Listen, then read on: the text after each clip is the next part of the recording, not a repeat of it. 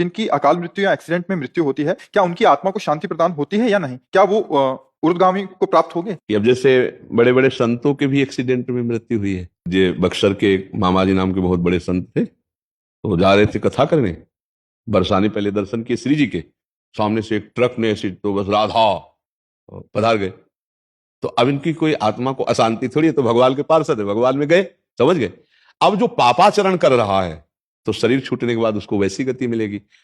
खास बात मृत्यु कैसे हुई इससे मतलब नहीं है, खास बात है उसने जीवन कैसा व्यतीत किया। एक आदमी है अचानक बैठा हुआ, दीवार गिरी, मर गया, उसे आप अकाल मृत्यु कहेंगे, लेकिन अब उसने जीवन कैसा व्यतीत किया है।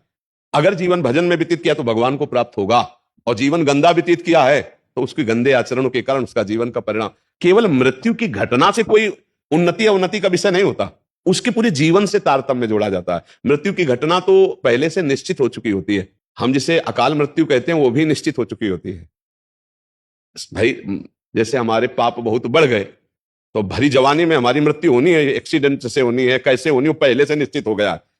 पूरा काल व्यतीत होकर के बुढ़ापे में मृत्यु होती तो बाल, अब जवानी में मर गया तो उसे अकाल मृत्यु कहेंगे। अब उतने में उसने क्या आचरण किया है, अगर वो सतधर्म किया, माता पिता की सेवा की, भजन किया और फिर मृत्यु हो जाती तो उसका कल्याण हो जाएगा।